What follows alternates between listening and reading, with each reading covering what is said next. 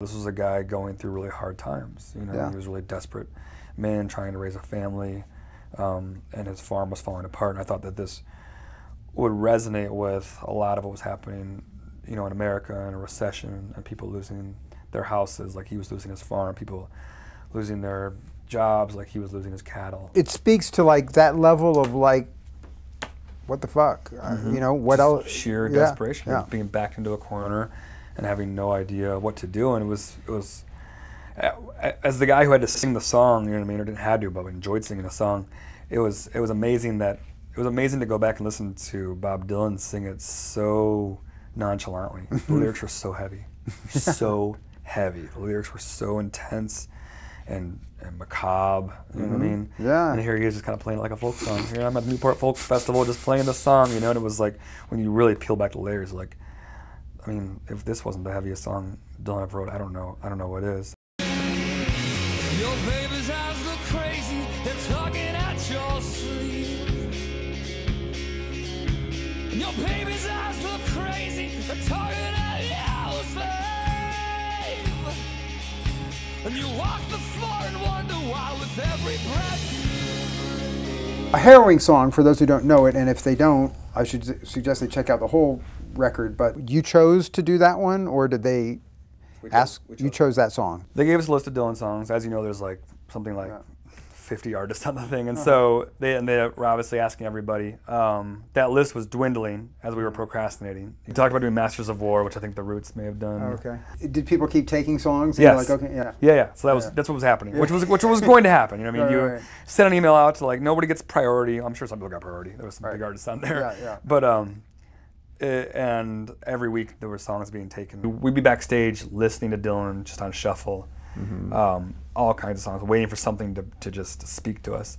And I was in a dressing room in Florida with our bass player Joe, and that song came on. I saw him stop, and I stopped, and we just heard like the riff, you know. We were like, that's cool. Like we could do something with that. We could, you know, maybe add our signature to that song. And then we procrastinated some more and kind of forgot about it. And then when we actually finally sat down and said, okay, here's the song, we listened to it and we were like, this is a song with like 14 verses and no chorus, and it goes on forever. And he never plays anything different than that little riff. He just sings the same thing over and over. It's all he does. Yeah. And he's Bob Dylan. It's all he has to do. You know what I mean? Like, but we're not Bob Dylan, you know? So how are we going to make this interesting? Because we can't just play it all the way through. We added our signature to it and tried to tell that story. And then we did a video with Amnesty International, who they just liked the song, and so they offered to help us make a video. And we wanted to kind of focus on what was happening in farming now. Prices are too high for fertilizer, fuel, seed corn.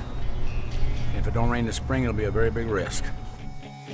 And your wife screams and stabbing like the dirty driving rain. Your grass is turning black and there's no water in your well. No. Your grass is turning black and there's no water in your well.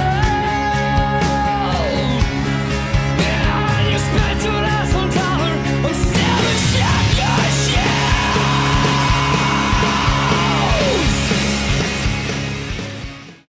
And it totally dovetailed with Endgame, and you know, as we were talking before we started, you guys you feature a passage from Grapes of Wrath in the liner notes in the artwork.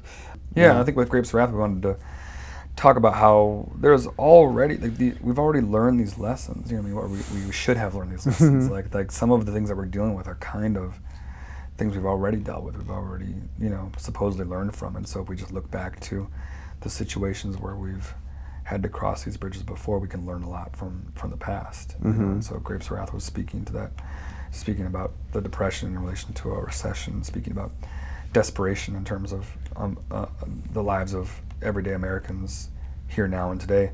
And Endgame was talking about, you know, not what we were necessarily what we were doing to the world, but what those actions would result in. You know, the whole record wanted to paint a picture. You know, like it wanted to kind of skip the debate, you know, of like, what are we doing, what are we not doing, and say, here are the potential repercussions, at least from an artist's point of view, about what would go on in this world if we were to follow this course of action.